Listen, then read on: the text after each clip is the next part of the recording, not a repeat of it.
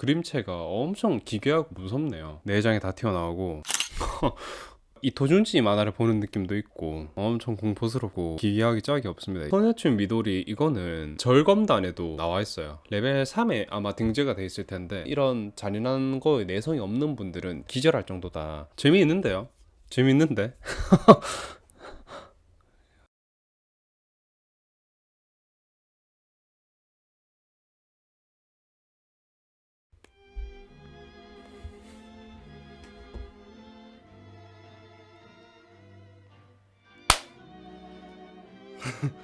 안녕하세요 여러분, 딥그린입니다. 오늘 수요일에 이렇게 또 찾아왔지 않습니까? 제가 예전에 얘기했던 수요 콘텐츠 뭐 저번에 얘기를 했었는데, 저번에는 수요 한맥회랑 같이 제 새로운 콘텐츠 포문을 열었잖아요. 그래서 오늘 또 이렇게 수요일에 여러분들이랑 또 하나 콘텐츠 해보고 싶어가지고 이렇게 촬영하게 됐고, 오늘은 대본이 전혀 없습니다. 대본이 전혀 없고 완전 프리스타일로 하는 거고, 아마 고어 영화 등급표 3편이랑 비슷한 플롯으로 갈 것 같아요. 좀 캐주얼하게 그렇게 이번에 촬영하게 됐고, 영상은 아마 좀 상대적으로 굉장히 짧을지 모릅니다. 그래서 오늘 주말 일요일 저녁에 이렇게 촬영하고 있고, 원래 오늘 오전에 한번 해보려고 했는데 제가 게으름 피우느라 좀 이렇게 늦은 시간에 또 찾아뵙게 됐습니다. 매주 올리는 그 정기 컨텐츠랑은 톤 자체도 좀 다르게 그렇게 갈 생각이고요. 그리고 오랜만에 보는 이 측면캠 간만에 돌아왔습니다. 그 뭔가 현장감이라든지 이런 거를 좀 보여주기 조금 더 적합한 포맷이라고 생각해서 이렇게 돌아왔고, 그리고 오늘 촬영하는 것도 풀 HD로 이렇게 촬영을 하고 있는데, 제가 평소에는 4K로 촬영을 하잖아요. 근데 그게 가장 큰 이유는 그 색감 표현이라든지 방에 있는 분위기를 좀 더 확실하게 더 아름답게 표현하고 싶다. 제가 소개하는 영화들이 굉장히 다 지독한 영화지 않습니까? 근데 방 분위기라도 좀 따뜻하고 코지하게 해놓으면은 여러분들이 좀 더 보시는 데 있어서 접근성이 낮지 않을까라는 생각에 그런 식으로 4K로 좀 출력을 하고 있습니다. 그래서 오늘 대본이 없는 만큼 진짜 프리스타일로 그냥 잡히는 대로 그렇게 얘기를 해볼 거고, 그래서 오늘 할 수요 콘텐츠 이거를 수요 기괴회라고 한번 지어봤습니다. 앞으로 제가 금요일에 계속 소개할 영화들은 좀 기괴하고 충격적이면서도 작품성 있는 그런 영화들을 앞으로 계속 소개할 거고, 그렇다 보니까 이야기할 거리가 많아서 기본 플롯이 요새 거의 1시간은 기본으로 넘기잖아요. 수요일은 조금 더 가볍게 최근에 본 영화라든가 뭐 그런 것들을 좀 가볍게 소개하는 시간을 가진다거나, 조금 더 원초적인 영상이라든지 영화라든지 그런 것들을 좀 소개해보자 이런 식으로 생각을 해가지고 이렇게 키게 됐습니다. 간만에 이렇게 또 대본 없이 이렇게 이야기를 하려니까 되게 또 긴장이 되는데, 그리고 또 꽃이 이거 다 시들어가지고 내일 또 새로 사가지고 좀 꽂아볼 생각입니다. 여름 되니까 꽃이 빨리 시드네요.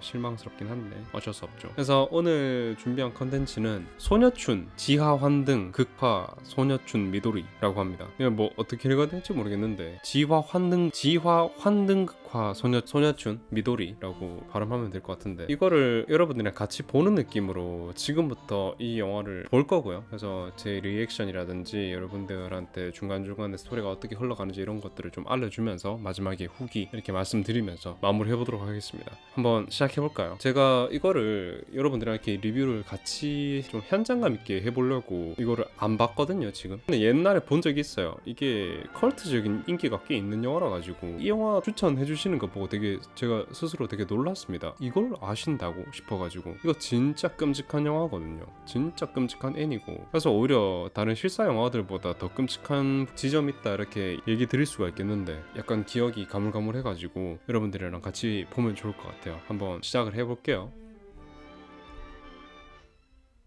그 일본 민화의 그 굉장히 기괴한 그런 것들 있지 않습니까? 그런 게 나오네요. 이상한 사운드가 계속 나오고 가파도 나오고.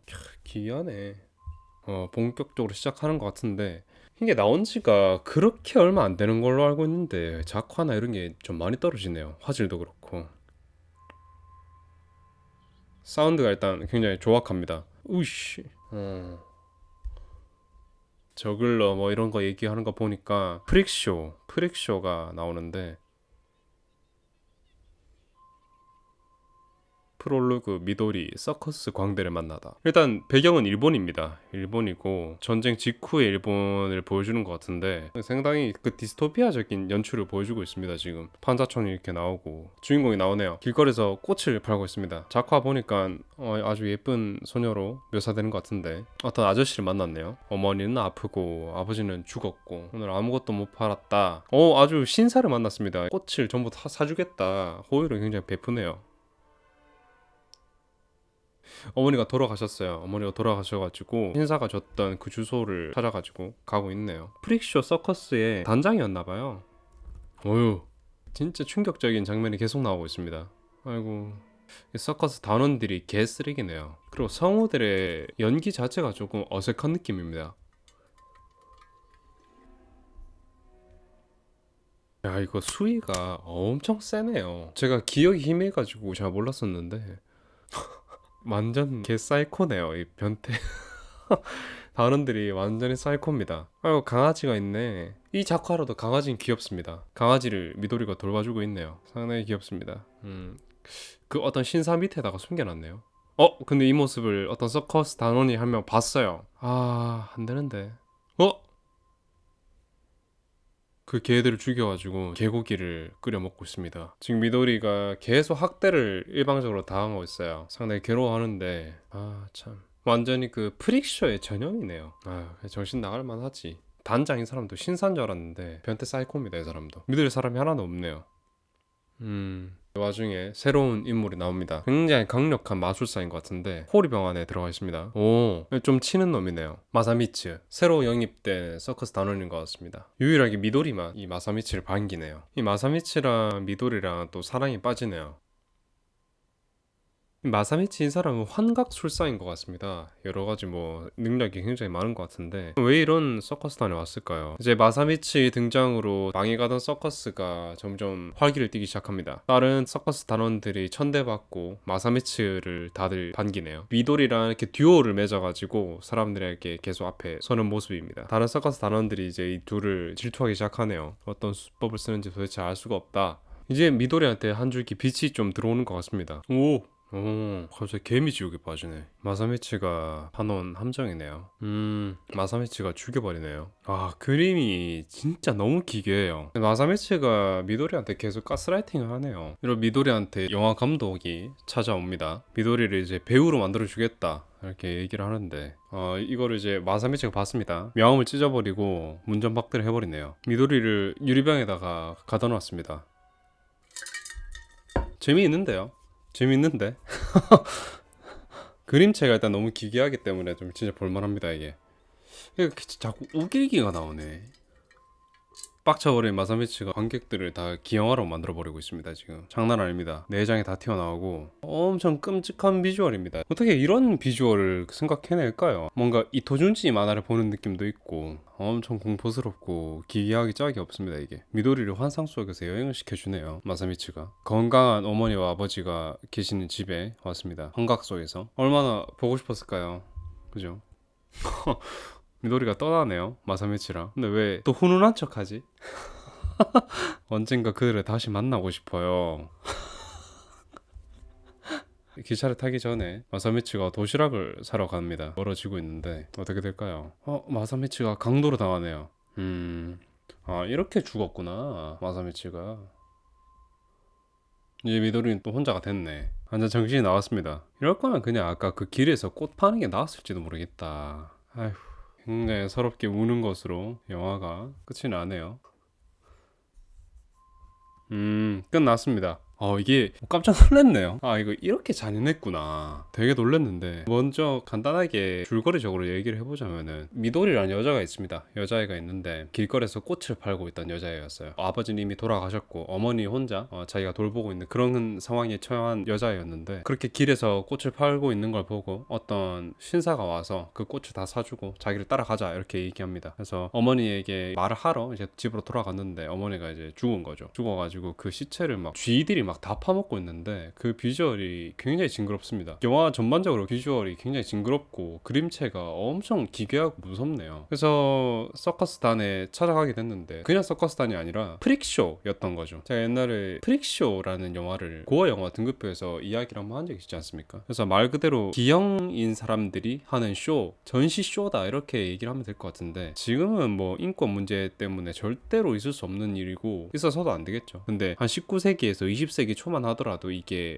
굉장히 성행했던 그런 쇼였습니다. 거의 유형 중에는 뭐 소인증, 거인증, 뭐 샴쌍둥이도 있을 거고 팔다리가 없이 그렇게 태어난 사람 이런 사람들이 이 쇼의 주인공이 돼가지고 쇼를 진행했던 거였는데 거기에 이제 멀쩡한 미도리가 가게 된 거였습니다. 가보니까 막 온몸을 붕대로 칭칭 감고 있는 나병 환자라고 해야 될지 피부병 환자라고 해야 될지 모르겠고 또 이제 여자아이처럼 하고 다니는데 남자아이 트랜스젠더라고 해야 될지는 모르겠습니다. 그런 아이가 한 명 있고 팔다리 없이 굼벵이처럼 기어 다니는 사람, 목이 비정상적으로 길고 기괴한 그런 닭백숙 같은 모습을 하고 있는 사람도 있는데 가서 이제 굉장히 학대를 받습니다. 그 시작하자마자 어떤 미도리에 대한 강간 묘사가 엄청나게 적나라하게 나오는데 깜짝 놀랐어요. 이 정도 수위였구나 이런 생각 때문에 지금 되게 놀랬는데 그래서 뒤치다거리도 하고 막 그러는데 서커스 단원들은 자기들끼리 막 난교를 벌이기도 하고 엄청 난잡합니다. 그런 난잡한 와중에 이 프릭쇼가 매출이 굉장히 안 좋은데 이때 구세주가 한 명 나타납니다. 그 사람이 바로 마사미치인데 굉장히 키가 작고 볼품이 없습니다만 환각술이라든가 이런 마술사적인 재능이 엄청 뛰어나요. 이 사람이 작은 체구를 이용해서 호리병에 들어가는 모습이라든가 패를 갑자기 만들어낸다든가 이런 여러 가지 기묘한 술을 써가지고 이제 입소문을 타게 된 거죠. 그렇게 해서 이 쇼가 굉장히 흥행하게 되고 마사미츠가 미도리랑 같이 듀오를 이루어서 쇼를 서는데 이게 굉장히 히트를 쳤습니다. 근데 그 모습을 보고 짜그라져 있던 미도리가 이제 활개치는 걸 보고 서커스 단원들이 좋게 안 보는 거죠. 막 학대를 하고 있을 때 이 마사미츠가 딱 나타납니다. 기선제압 싹 해버리는데 평생 동안 아무도 자기 편이라든가 이런 게 없었는데 이제 미도리한테 그런 든든한 내 편, 나를 사랑해주는 사람이 생기다 보니까 기가 산 거죠. 근데 이제 그 프릭쇼 단원 중에 붕대를 칭칭 감고 있는 사람이 있었는데 그 사람이 알고 보니까 이 미도리를 사랑하고 있었고 괜히 미도리한테 모질게 대했던 거죠. 그래서 이 붕대를 감고 있는 남자가 미도리를 좋아한다는 것을 알게 된 마사미츠가 환각을 이용해서 진흙을 먹여가지고 죽여버립니다. 그래서 그 모습을 보고 이제 미도리가 너무 무섭고 당신이 싫다 이래가지고 둘이 한번 싸우게 되는데 그 정신이 되게 싱숭생숭할 때 이 마사미츠가 공연을 나서게 됩니다. 좀 집중을 좀 하려고 하니까 관객들이 너 이거 지금 못하는 거냐 이런 식으로 자꾸 이렇게 끌고 하다 보니까 이 마사미츠가 빡친 거예요. 거기다 대고 누가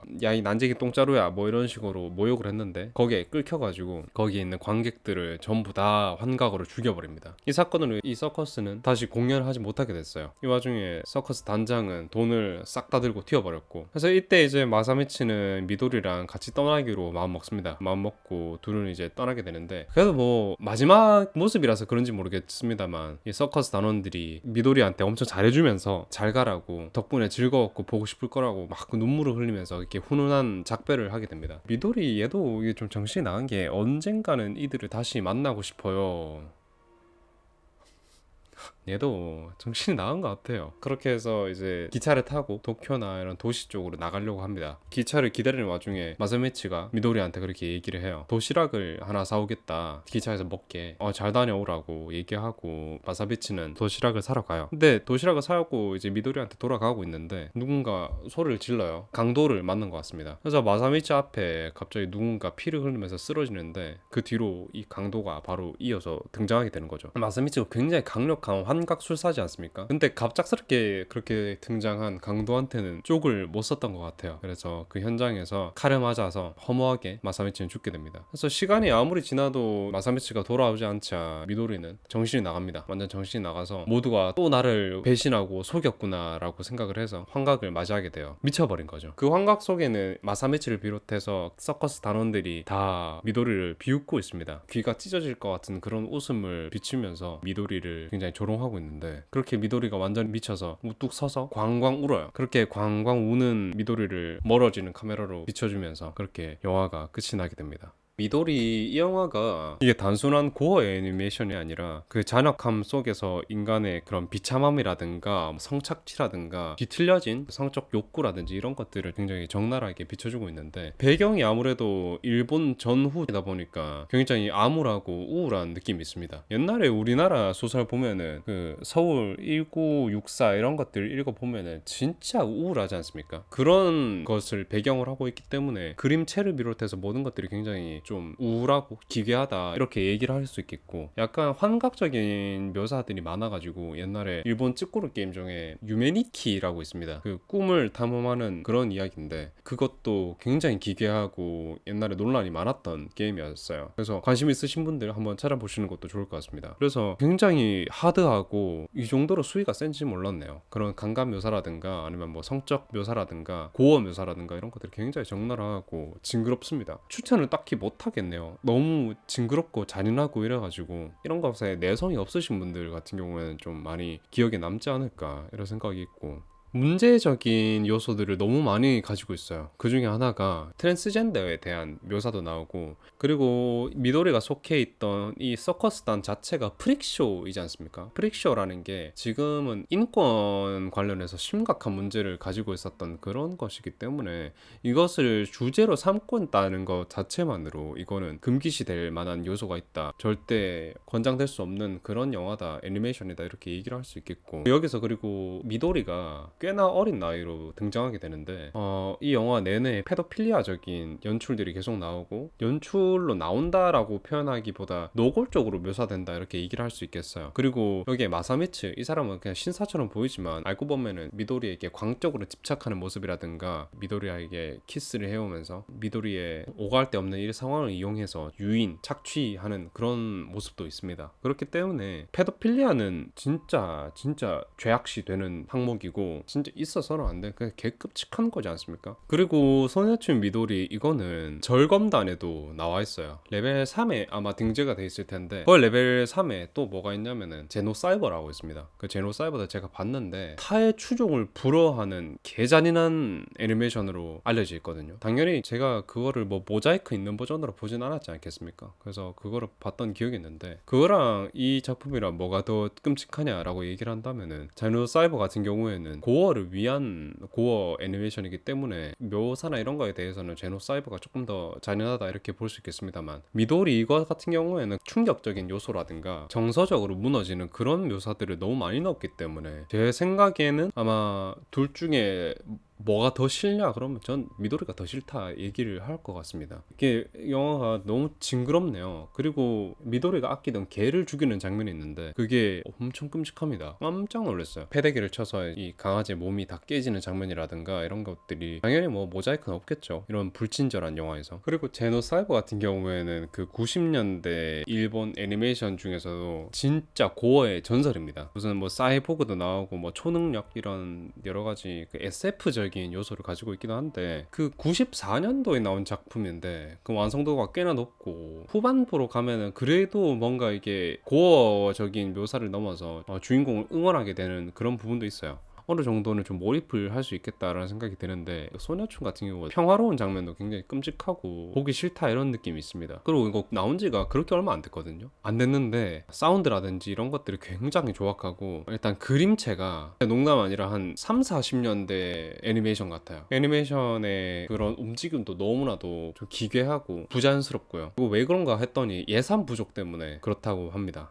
여기에서 쓰여졌던 그 성우들도 실제 성우들이 아니고 아마추어들이 모여가지고 더빙을 한 거였기 때문에 굉장히 어설픈 이렇게 얘기를 할 수 있겠습니다. 또 이거 보니까 그 맨발의 겐이라고 있어요. 미군이 핵폭탄을 이제 투하했지 않습니까? 그렇게 이제 일본이 패망을 했었는데, 패망한 일본을 그것도 핵폭탄 맞은 히로시마 원폭의 그런 참상을 아이의 눈으로서 보여주는 그런 애니메이션이라고 볼 수 있겠는데, PTSD라든가 뭐 생존, 인간적인 그런 사회 문제 뭐 이런 것들이 다 포함되어 있는 꽤나 명작 애니메이션입니다. 근데 제가 이거를 어릴 때 실수로 봤어요. 그 실수로 본 경위가 뭐냐, 그 논술 학원을 제가 다닌 적이 있었는데 토론 주제가 뭐 핵폭탄에 관한, 그런 핵전쟁에 관한 그런 이야기였었는데, 그 제가 초등학교 3학년이지 않습니까? 굉장히 고차원적인 토론 주제였는데, 그래서 선생님이 그때 말씀하시기를 지나가는 말로 그냥 맨발의 괜이라는 작품이 있다, 히로시마에 떨어진 원자탄과 그런 이제 핵전쟁으로 인한 고통받는 일본의 참상을 보여주면서 전쟁에 대한 그런 비판적인 메시지를 가지고 있는 그런 애니메이션이고 만화책이다, 이렇게 설명을 들은 적이 있어요. 제가 초등학교 3학년이면 상당히 옛날인데, 그때 당시만 해도 이게 검열 이런 게 없었어요. 제가 예전에 얘기를 했었던 바 있습니다. 우리 어릴 때는 그 검열이라는 게 잘 없던 시절이라고. 그랬으면 안 되는데 맨발의 겐을 포털에다 검색을 해본 거죠. 검색을 하고 애니메이션을 제가 봐버렸어요.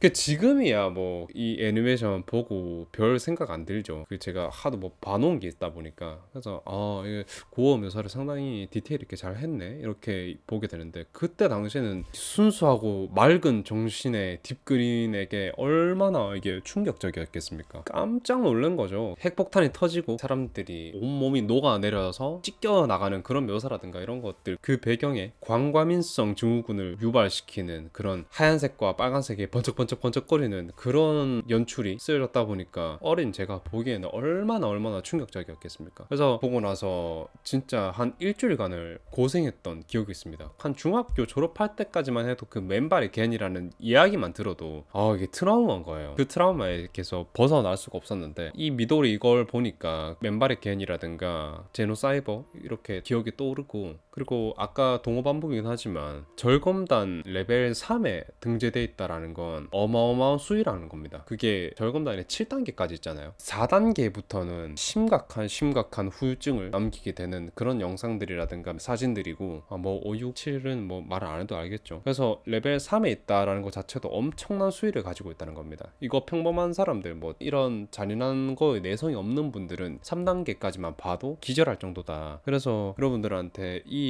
애니메이션을 절대 권장드리고 추천드릴 수 없다라는 말을 좀 마지막에 또 남기면서 이렇게 오늘 또 정리를 해보도록 하겠습니다. 물론 추천할 만한 요소들이 있긴 합니다. 그러니까 일본이 패망한 직후에 폐허 같은 일본의 전역이라든가, 아니면은 패망한 뒤에 어떤 전반적으로 굉장히 우울한 그런 일본의 사회적인 모습을 보여주는 부분이라든가, 그 혼란 속에 살아가는 이 사람들의 어떤 비애라든가 이런 것들을 좀 조명하고 있는 부분이 있기 때문에 당시 시대 상황에 대한 그런 이해도를 가질 수 있겠다, 이런 생각을 해서 추천할 수도 있는 뭐 이런 요소들이 있긴 합니다만, 그거를 다 차치하고도 이 영화는 너무 징그럽다, 제 입장에서야 뭐 그렇게 잔인하겠습니까. 근데 내성이 없으신 분들을 기준으로 항상 얘기를 드려야 되기 때문에 추천을 따로 드릴 수가 없다. 그리고 견뎌낼 이유가 되지 못한다, 이렇게 말씀을 드릴 수 있겠고, 또 이 영화를 보고 이 도준지 만화랑 비교를 하실 수도 있을 것 같아요. 제 생각에 이 도준지 만화도 굉장히 기괴하고 끔찍한 게 많죠. 뭐 소용돌이 그 비교적 최근에 나왔던 매니악이라든가 이런 것들도 얘기를 할 수 있겠는데, 그것보다 저는 이게 압도적으로 불쾌하다. 참고로 이 도준지 작품 중에 프랑켄슈타인, 전 그거를 굉장히 훌륭한 작품이다 이렇게 생각을 하고 봤었던 기억이 있습니다. 이 도준지 특유의 그런 묘사를 견뎌낼 수 있다면은 프랑켄슈타인 그거 하나 추천드리면서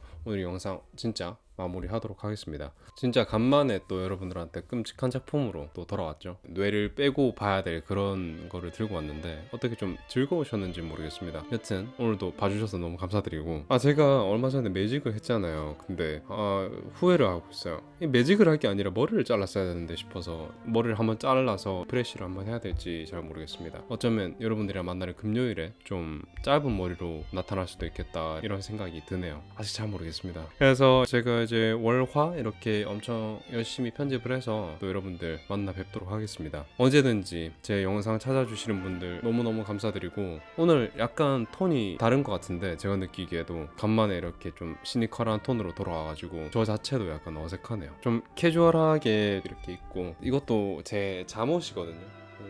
가나디 티셔츠인데 진짜 귀엽지 않나요? 짱짱하고 티셔츠 아주 좋습니다. 아주 가격도 싸고, 유니클로에 또 무슨 유니버셜 그런 거랑 이제 협업을 해가지고 UT 이렇게 해가지고 티셔츠가 많이 나오던데, 그것도 내일 구경 한번 가야겠어요. 괜찮으면 또 하나 업어 오려고요. 그거는 이제 평상복으로 입을 수 있는 그런 티셔츠로 사야 될 것 같아요.